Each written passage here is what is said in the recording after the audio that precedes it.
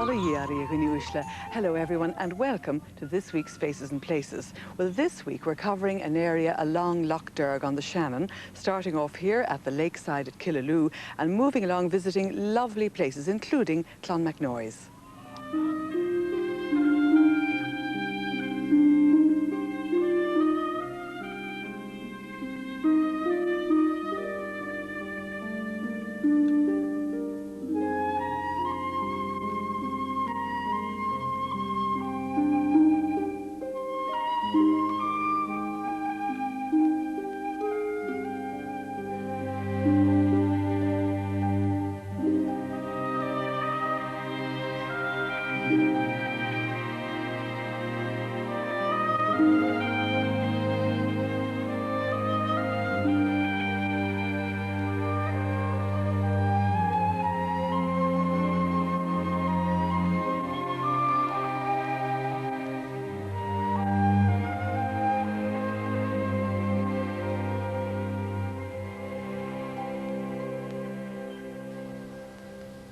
Sean Kearse is a retired local school teacher and indeed local historian. Sean, I know you know all about the history of the area. Could we start with Brian Boru? Well, we can, but we can go much, much further back than Brian Boru. We can go back 5,000 years or more, because the earliest inhabitants, the Stone Age men, they left evidence of their stay because Stone Age axes have been found literally in their hundreds in the area. So that Killaloe was inhabited for a long, long time before Brian Boru. But Brian was born in Killaloe. He was born and reared and he lived here, so you are in the Brian's homeland. But unfortunately, Brian was not buried here. He's buried, as we all know, in Armagh. And that in itself is a tribute, of course, to Brian, because it recognised his part in the country itself and in the ecclesiastical side of things, that he was brought and honoured with burial in Armagh. But Killaloe continued to be the capital of Ireland for about 100 years after Brian's time. And Brian's son and grandson, they were high kings of Ireland, with opposition, of course, at times. But Kincora was destroyed by the O'Connors in the beginning of the 12th century. And that's why no trace of it remains today. Well, you also have two very interesting oratories. We have two very old oratories here. We have St. Lough's Oratory and St. Flannan's Oratory. Of course, we have the cathedral as well, which was later. But there's a nice story attached to St. Lough's Oratory. See, in Killaloe, we have two saints. We have St. Lough and St. Flannan, and Killaloe itself is called after St. Lough. But St. Lough's Oratory stood on an island downstream from the bridge of Killaloe, about half a mile down. But during the construction of the Shannon scheme, that island was to be submerged. And local people became worried that the island which contained the oratory was going to be, the oratory itself was going to be submerged with the island. And the parish priest came up with an idea, and he wrote to the bishop asking that something to be done to preserve the oratory.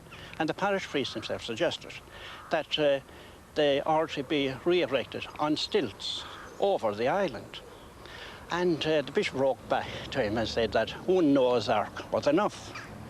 But the bishop took great interest in it after that, Bishop Fogarty. As a matter of fact, he met the president of the Free State along with the German engineers on the island, and they decided to rescue the oratory. And so the oratory was removed stone by stone and re-erected beside the Catholic Church in Killaloe in 1930. And there it stands to this day. The other oratory is St. Flannan's Oratory, which is beside St. Flannan's Cathedral. And this oratory is much later, of course. It's about 200 years later, dating to roughly maybe the end of the 11th century or beginning of the 12th century. And it's an old Romanesque oratory. And beside, of course, is the cathedral, which the present cathedral replaces another structure which was destroyed at about 1185 or so. And the present structure was built beginning of the 13th century. What effect did the Ardnacrusha scheme have on the waterway here? Prior to the Shannon scheme, Killaloe was a famous fishing area. You had famous salmon and trout and eel fisheries here.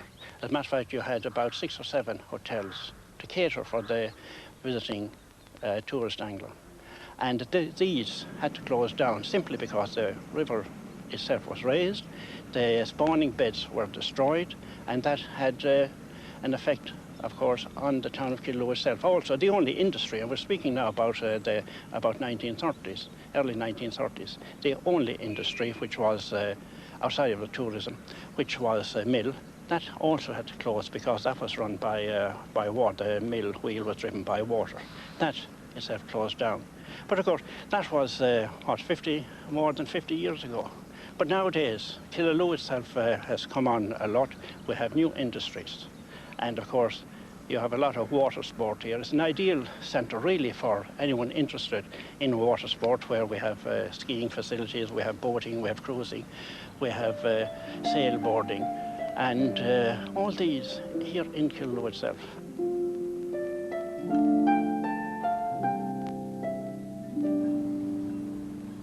Brian Cullen owns Derg Line Cruises here at Killaloe. But Brian, it's not the cruises I want to talk about, it's the flying boats. When did you get into this business? About 3 years ago, I felt there was scope for a flying boat for my business in the marina, and it's proved to be extremely useful for that purpose. You had been a flyer obviously before that. Yes, I started to fly about 20 years ago first, and then for various reasons had to suspend it. And then I saw the opportunity of combining flying with my business, and certainly it's giving me great pleasure and very useful for the business as well. Now, do you take people out yourself all the time, or can people hire a flying boat from you? At the moment, no, but we're working towards getting full commercial use. In the meantime, there are altogether 4 privately owned flying boats based on Lough Derg, and just for private purposes, but we do, of course, fly ourselves to bring spare parts upriver to boats.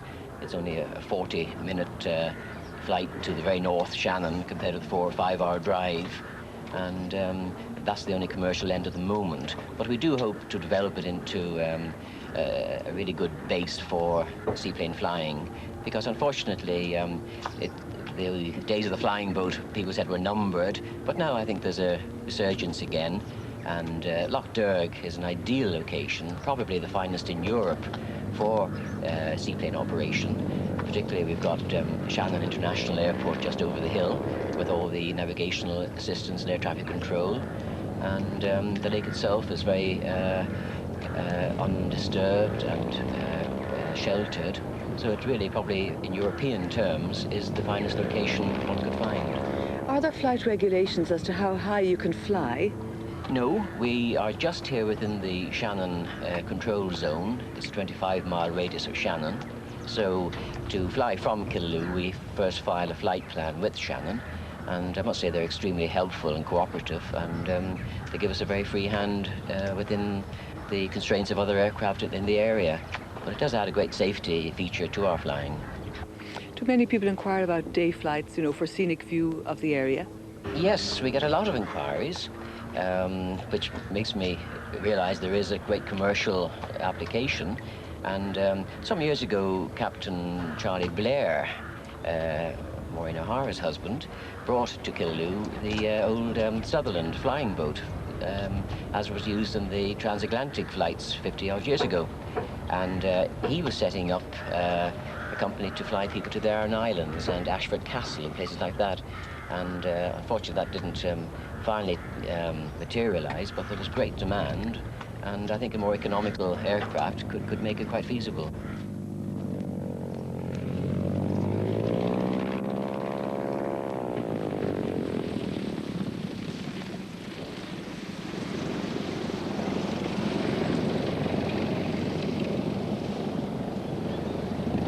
Well, it's fitting that we should talk to Sister Margaret Lee, who's a social worker here in Killaloe, right here on the pitch and putt course, which is one of your projects, Sister.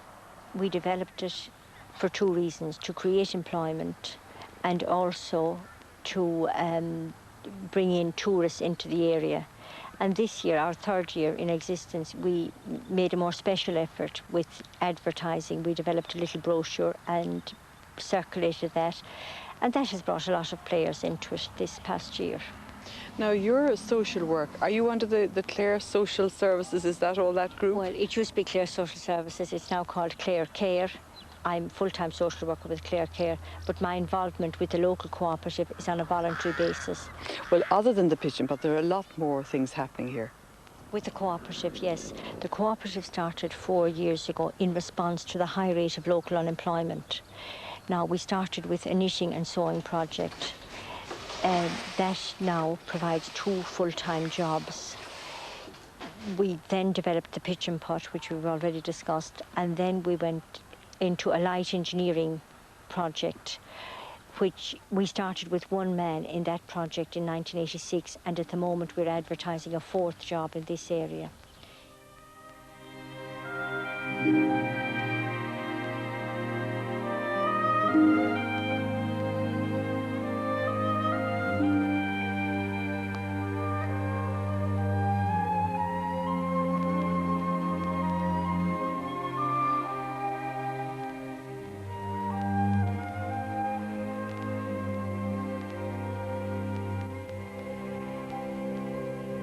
Well, here on the edge of the water at Killaloe, I'm talking to Kevin O'Farrell.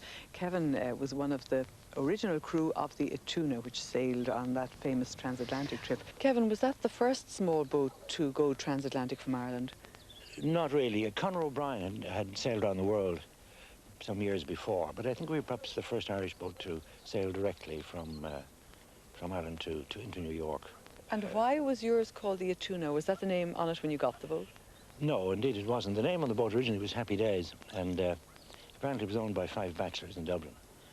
And as they got married, they forfeited their share on the boat. And finally, I think the last one got married and the boat went on fire, mysteriously. And it was, I think, partially sunk. And it lay in the Dunleary dockyard for a long, long time. And that's where the boys bought it. And they brought it down to Rings End. And they decided to burn off what paint was left. And when they did, they found the name underneath had been carved into the transom, and it was I-T-U-N-A, and I don't know what it means. I don't think anybody ever found out really what Maybe it meant. the initials of somebody's beloved daughters. Could have been Ita and Una or something like Yes, that. It's possibly yes. something of that sort. But she was well known in Dublin Bay, and she'd raced extensively to the Isle of Man and won races all over the place. But she was based on the lines of a West of England fishing boat. But a good little boat, and she's still around. Yes. She's had an extraordinary career. I got a letter not too long ago from its present owner. She was raffled, as you know, when we came back. The boat was raffled, and it went to a club in England. It was raffled amongst all the sailing clubs by the sweepstakes. They actually bought it from us, and they raffled it. It was won by this club in England, and they in turn found themselves that their position was not suitable for this type of boat. They were up a creek somewhere. So they sold it to a South African who sailed it out to South Africa.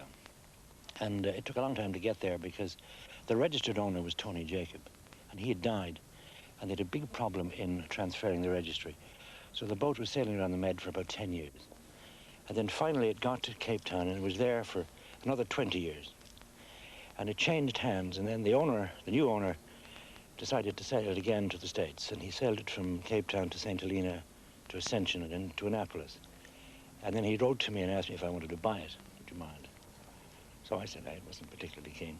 So the next thing was, anyway, an American wrote to me, and he said he'd bought it, and he was restoring it, and he spent a lot of money on it.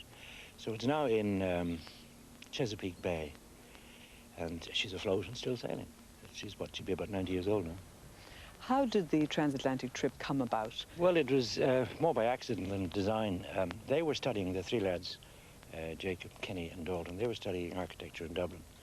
And they wrote to Frank Lloyd Wright, who was a very famous American architect. And they said that they would like to study with him. And lo and behold, he said, well, if you can get here, you can join my academy, or whatever it was.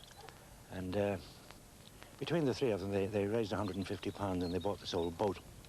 And I was sort of interested in it. But then they had a 4th man called Thompson, who was to be the navigator. And we did a trial run up the Irish Sea, and it wasn't for Thompson. He just had a stomach problem. Anyway, they asked me if I'd join in, so I did, and that's really how it came to pass. In the early days with Sean Kenny on board, was there any sign of his artistic talent then? None whatever. That was a very latent thing. Did you I do was any very fancy surprised. carvings on the salad or No, on the no. tomatoes or... I thought he wrote up the narrative, if you like, and I thought it was rather good myself. Well, even though we made a lot of it up as we went along, but actually sailing is very boring if you're doing a long, warm weather trip like that. And the editor of the Independent wrote to us at some stage and said that it wasn't very exciting. So we dreamed up a few little things and we put them in, because we got £10 for 2 articles. That was the pay. And then Jacob, of course, fell overboard, and we didn't have to write anymore. At least we didn't have to imagine anymore when things do go wrong. But, no, the first I knew of Kenny's success, when he got married, he came down to my house one day with his wife, and he was absolutely penniless. And I was going off to deliver a boat somewhere, and he stayed, and he said he was going to go to England, which he did. And about 6 months later, I happened to be somewhere, and I saw in the Sunday Times something about this young Irish designer. I couldn't figure it out. Of course, his name had changed. You see, he was John Kenny when I knew him. And when he went to England, he became Sean Kenny. Don't ask me why that is. But then he went from strength to strength. And one day I met him, and he had his design centre in Greek Street in Soho, a big 6-story building. It was all happened in the space of a few years. Did you ever see any of his designs on stage? I saw Oliver, and I thought it was absolutely incredible. I couldn't put the two together. I mean, it didn't seem to me that Kenny had this thing in him at all. It was, I mean, he didn't appear in any way artistic. I certainly was very, very impressed with what I saw, but I'm very surprised. Next we went slightly inland from Lough Derg to Nina, where the local CBS band, under their conductor Brother Daly, gave us this spirited rendering of the Sunday game sig tune.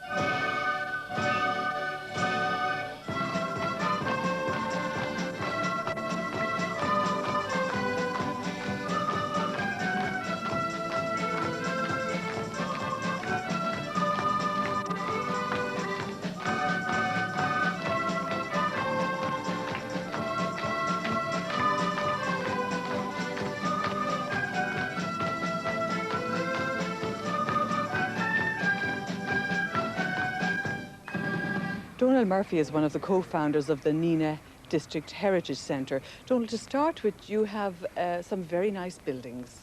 Yes, the Governor's House is a limestone octagon, nearly 150 years old now. And the Gatehouse, of course, has the condemned cells and execution room and the tiny exercise yard.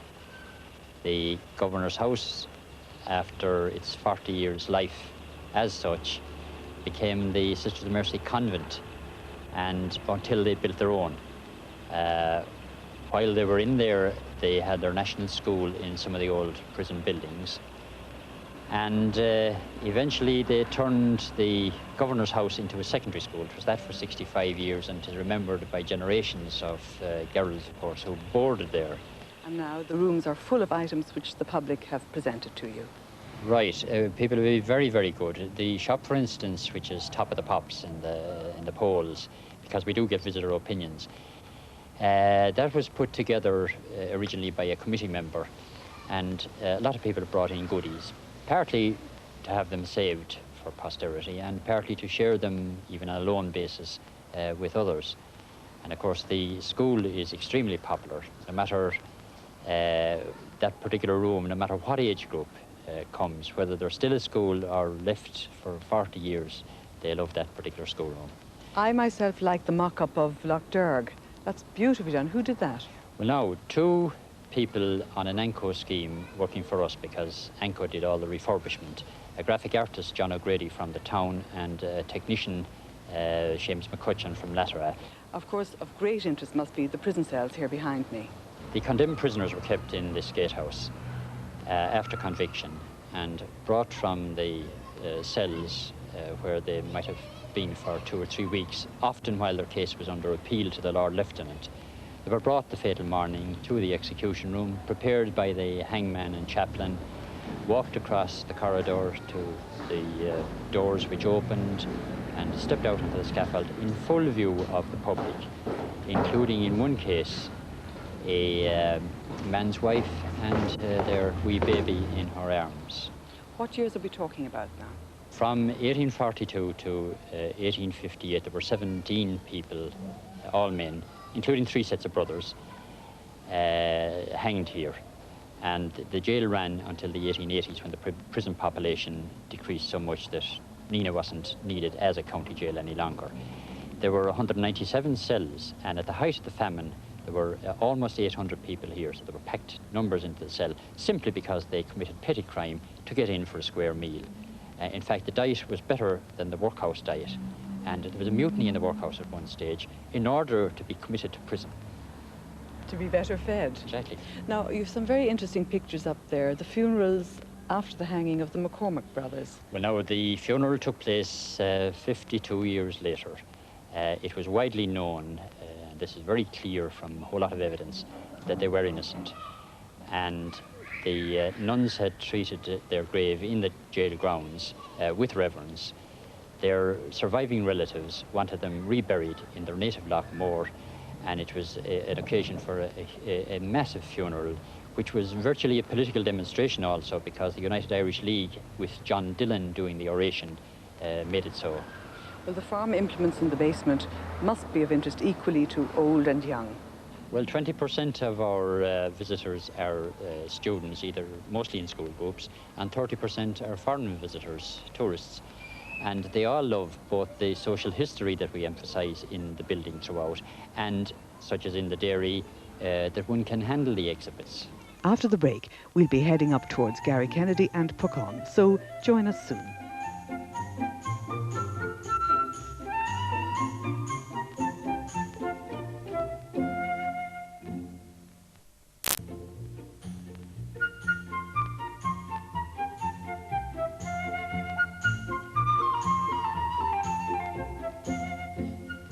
Not too far from Lough Derg is the lovely village of Puckon, and this is the home of Puckon Crafts. And we're talking to Paddy Walsh.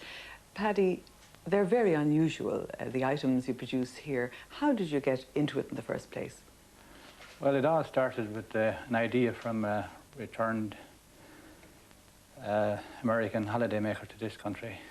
Having spent his honeymoon in Ireland, went back to the States, and from his memory of a detached cottage, he carved by hand a little souvenir type product, and came back here again and showed it to the locals. And Paddy Kennedy thought that the idea was good enough to take to Shannon Development as a potential industry. And at that time, which is 17 years ago now, the Shannon Development people, and especially Brendan O'Regan, thought the idea very workable and set about building a workshop to make these creative crafts, as they call them. Are you a carpenter or a designer yourself? No, not really. So you didn't know you had hidden artistic talents? Well, I'm still not sure about them.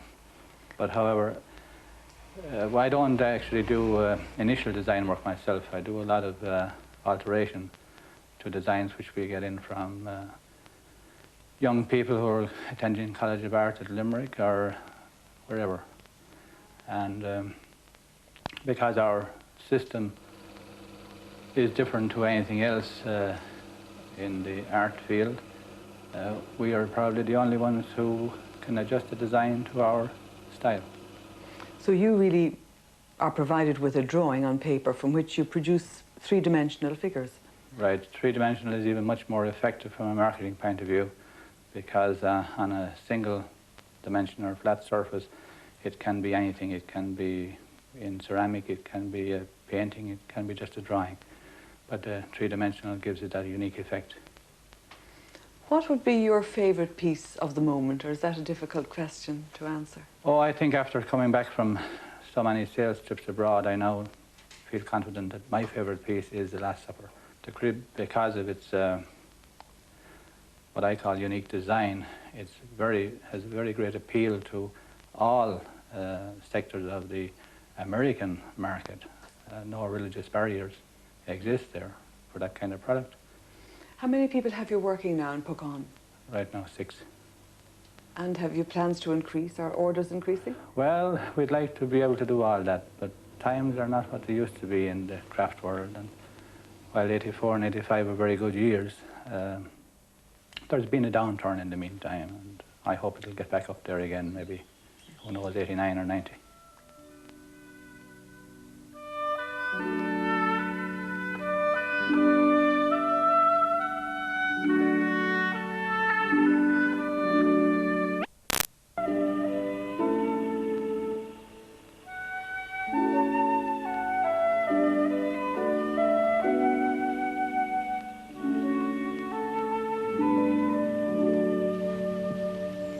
Well, here in Puckane village, you can't but notice the lovely Irish cottages.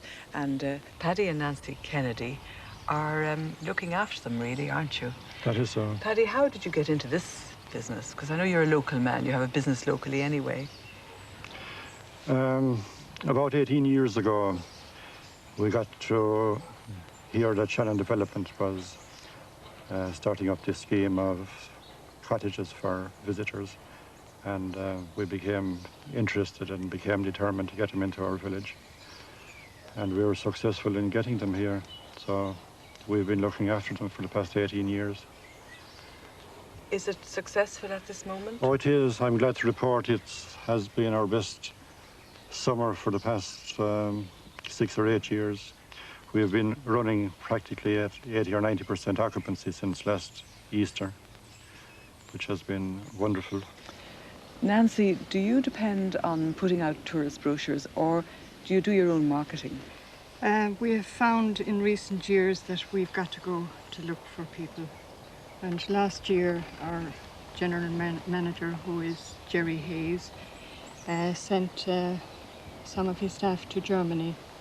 And thank God this year we've had wonderful response. We find we're having at least 4 German families per week. And that has gone on right through the season.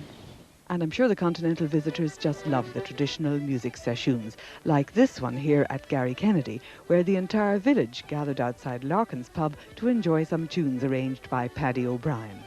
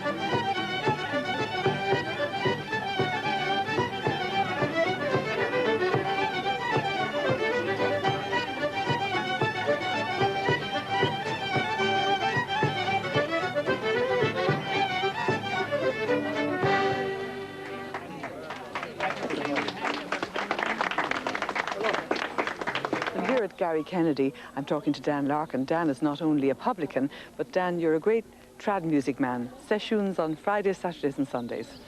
Well, I started about when I was 8 years of age. I started on the accordion, changed over. I met a bunch of Norwegians there. They were fairly good fiddlers, so they got me hooked.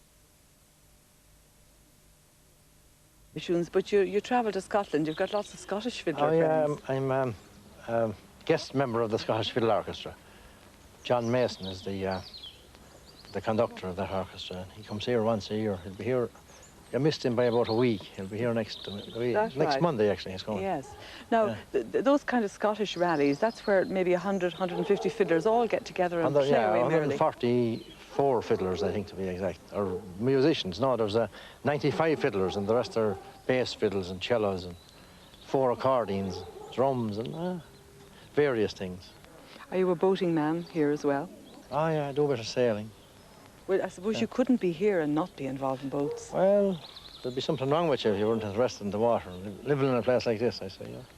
Well, it's a beautiful place, and you have the boating and the playing of the fiddle and drinking a few pints, popping off to Scotland. A bit of fishing when the lettuce fish. That's not a bad life, you know. And I know in the back garden of your house, I know as well, you're into the bees and the vegetables. That's right. We have a few beehives there. We make a lot of wine as well. Do you? Yeah, we're nearly self-sufficient. We're self-sufficient in wine, but we're not self-sufficient in mead. We make mead when we get a good crop of honey from the bees. The last good crop we had was in 84, the good year. Well, we hadn't, last year, no, we just got about 50 pounds of honey, so I might have a jar of it left to give you on your way back. Oh, I'd be delighted to have that. What about the wine? What kind of wine would you make? Gooseberry and most of the things that grow, really. Blackberries and black currants, and of course the elderberry. Did you make blackberry ever? No, I mixed it with the elderberry to try and tone down the wild taste of the elderberry. I was very unsuccessful with the elderflower. It would kill you at 100 yards. I don't know what went wrong with it. Would it really? Figure that one out.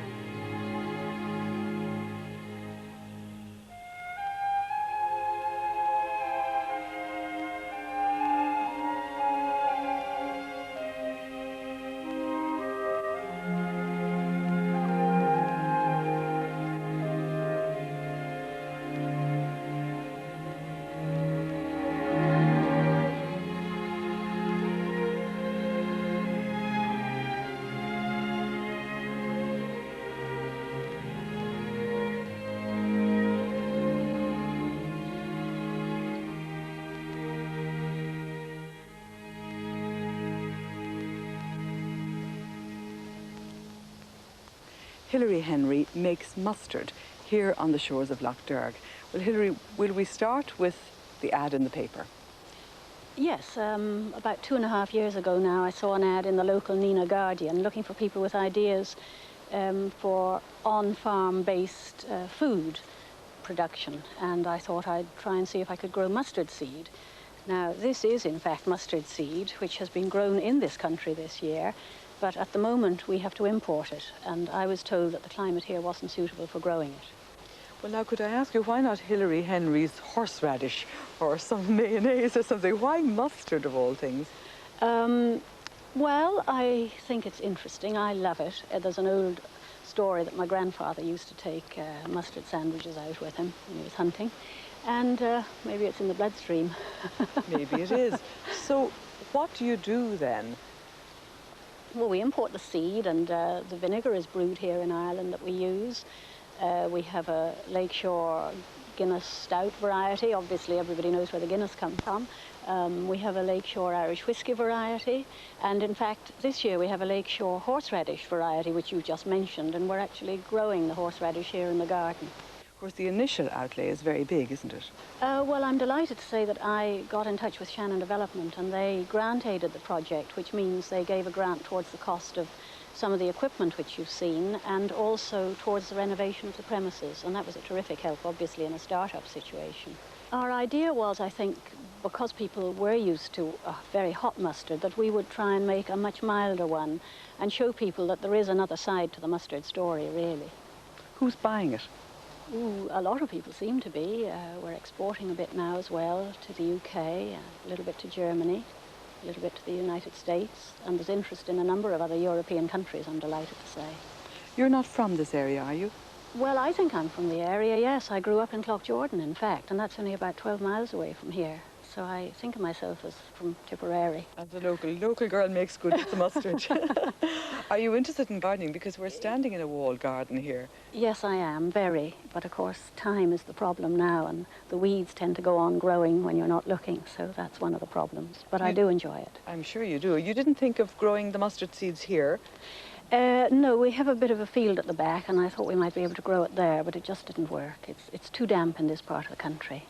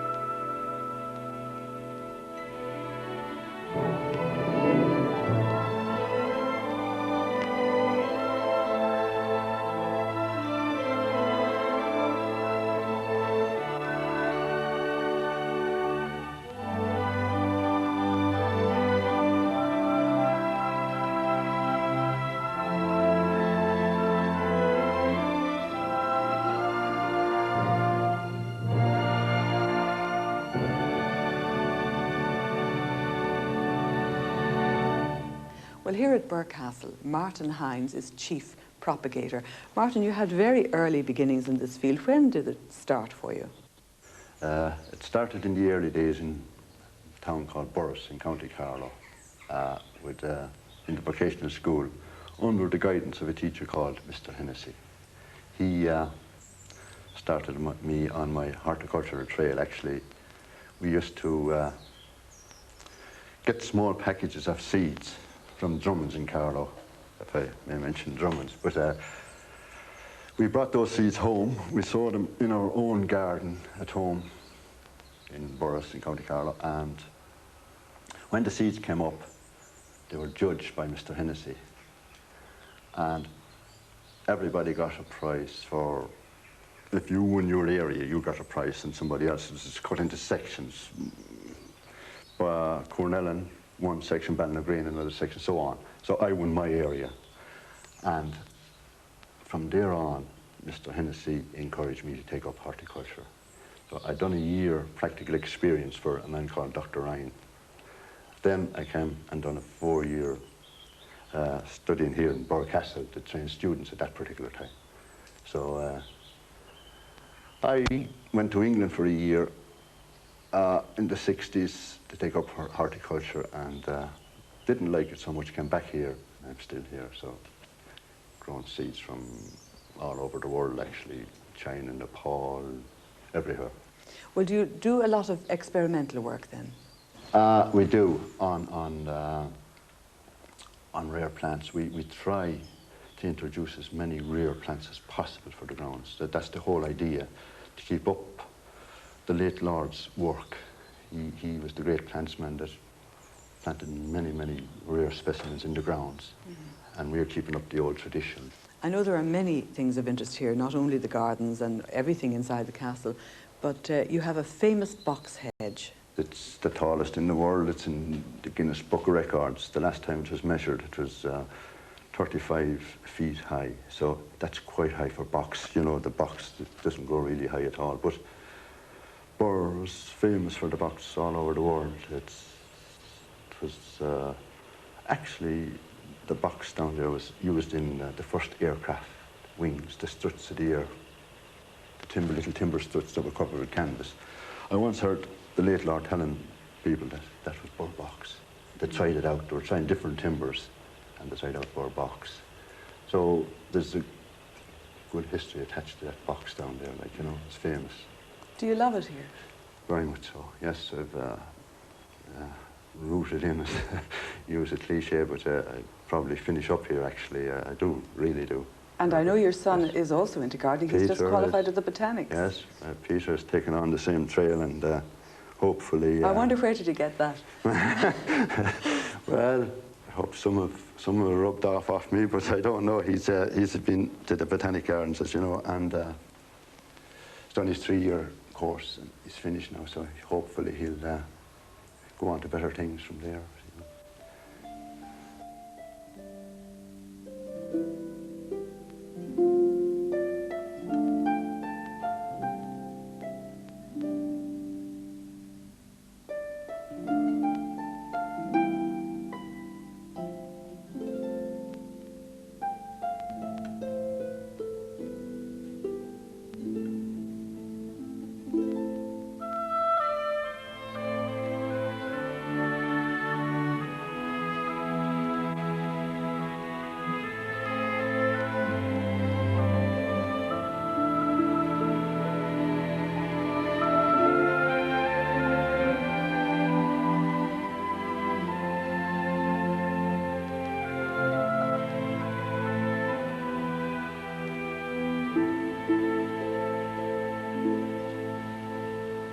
Well, here in Terryglass, Paddy's Bar is one of the most famous bars in Ireland, and it's owned and run by Madeline and Robbie Mitchell. But Madeline, you're actually selling out. Why are you doing that?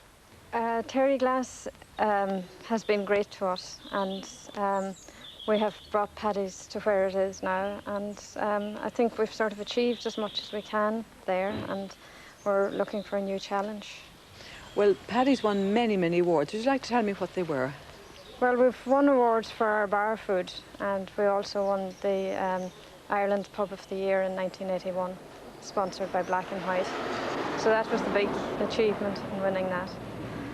And it's a beautiful place to live, but I imagine it would be quiet in the winter time. It gets quiet, yes. It's very seasonal. But it's very interesting. It was great building it up, and we enjoyed it, and I think that we'll miss it a lot, but anyway, we're going to move on and hope for better things.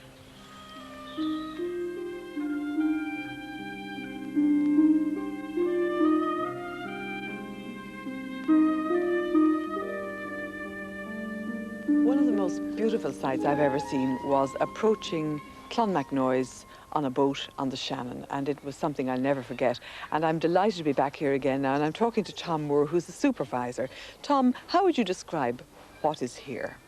Well, Clonmacnoise is one of the earliest Christian monasteries to be founded in Ireland. It dates from the 6th century, and it was also a famous university. Since 1973, we have provided a guide information service here, and naturally we need buildings to cater for the amount of people that visit here. The numbers have increased from in the region of 9,000 right up to 45,000 last year. We've provided facilities, toilet facilities, reception facilities, and so forth. I suppose 80 to 90% of the foreign visitor here would be German, followed by French, Italians, and even this year we noticed that we've had quite a few Japanese, believe it or not. You have an oratory here which looks kind of modern, and the little church looks as if it's in quite good condition. The church is a Church of Ireland church. It's known as Temple Conor, or Connor's Church. It dates from the 12th century, and it's still in use as a Church of Ireland church. They use it on about 3 occasions each year, on the last Sundays of May, June and July. On the last Sunday in July, they have an open-air service here, and we would have in the region of 1,500 to 2,000 people here. What about the oratory? That's the Catholic oratory, and that was built in 1969, and on the 9th of September each year they celebrate the feast day of St. Kieran. And on the second Sunday in September each year we have an annual Patron Day, or Patron's Day, and we would have possibly a congregation of about 3,000 to 4,000 people here on that day.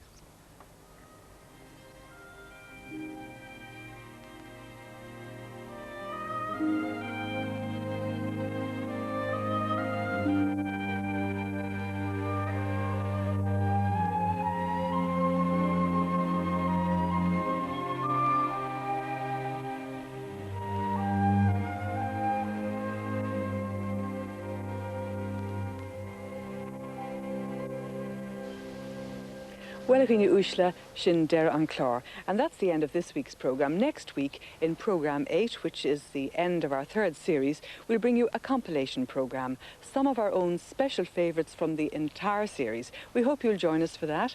Until then, Godéishiv Slán.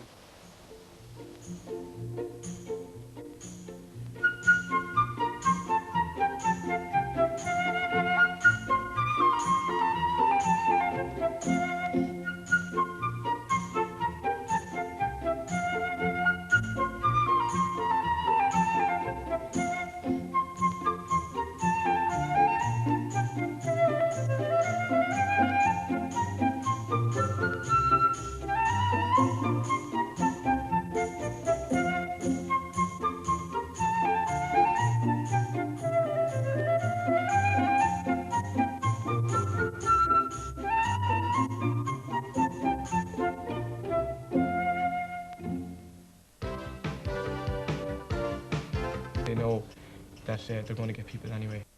It's my turn to see what I can. Continuing the fight as a piece of bait.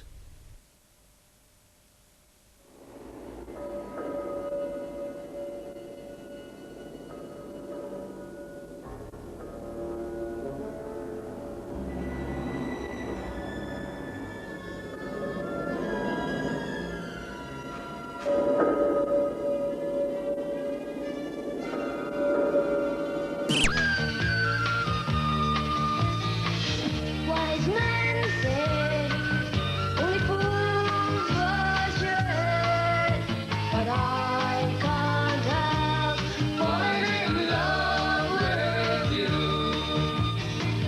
Shall I stay? Would it be a shame if I can't help? What are you looking at? Don't call me a bitch! I'm gonna batter you! You better not touch me, Sonny Curly. Eyewitness. What did you do to him? No, I just gave him a piece of advice, that's all. I dare you, I bleeding dare you. Tom stopped fiddling with himself when he thought there was no luck. Batter you! Say you'll have make appointments. There! They're fucking now very interesting. Ah! Stop! You're dead! I'm telling Matt! Don't push me! Where do you go? Get low!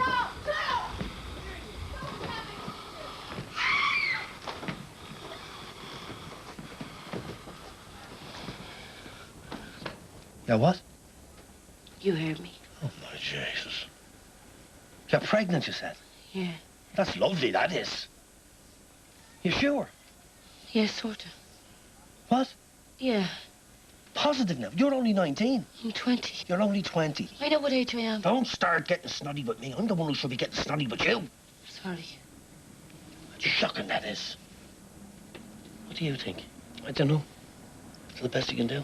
Well, what do you think? I don't know. I should give out, I suppose, or throw a wobbler or something. But what's the point? I mean, if she was... You should have come to us earlier. Before, you know, and said you were going to get pregnant. Well, then we could have done something about it. My God. You're positive now? Absolutely certain? Good girl. What's that in your face? Shaving foam. Oh, fair enough.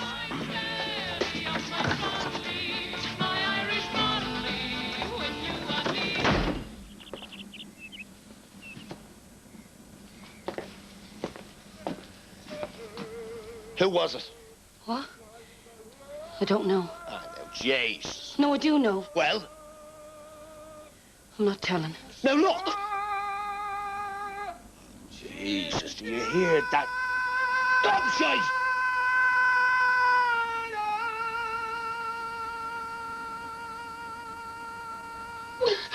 Now, don't start that. Just tell us. I can't. Why not? I just can't wait. What, is he married? No, he's not. Well, that's something, I suppose. Okay, Jesus, stop him, will you? The music getting me, is it? We're inside watching the telly. Go on, get in there. Go on, get in. Go on. Did he murder you? No, I don't think so. Oh, the loser. But that's cheating, that is. It's not a game.